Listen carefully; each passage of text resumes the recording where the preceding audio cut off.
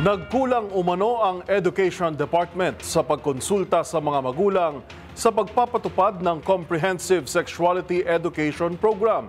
Ayon pa sa isang kongresista, inadapt ng DepEd ang Inclusive Education Policy ng UNESCO, kaya lalong lumawak ang nilalaman ng programa.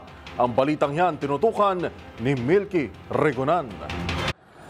Hindi lamang naging tanging basehan ng Department of Health ang Reproductive Health Law sa layunin na tugunan ang problema sa teenage pregnancy sa bansa. Ito paliwanag ni Pasig Representative Roman Romulo, Chairman ng House Committee on Basic Education and Culture, matapos malaman na gumagamit ng ibang basehan ng DepEd para ipatupad ang Comprehensive Sexuality Education o CSE program. Ayon kay Romulo, wala sanang magiging problema sa CSE kung sumunod lamang ang DepEd sa Section 14 ng RH Law patungkol sa age and development appropriate reproductive health education. Bukod kasi sa RH Law, ginagamit ng DepEd ang Inclusive Education Policy ng UNESCO na inalabas noong 2009 kaya nadagdagan ang mga itinuturo sa CSE. Kabilang narito ang usapin sa gender, cultural identity at sexual orientation.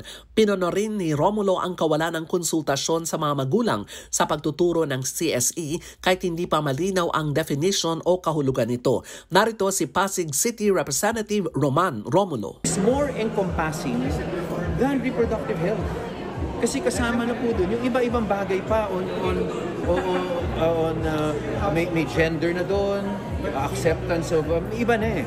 So hindi na siya, yung point namin, hindi na siya nag-a-address nung teenage pregnancy.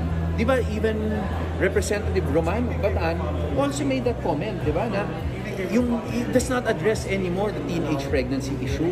So ang amin lang, ibalik natin dun sa challenge ng teenage pregnancy.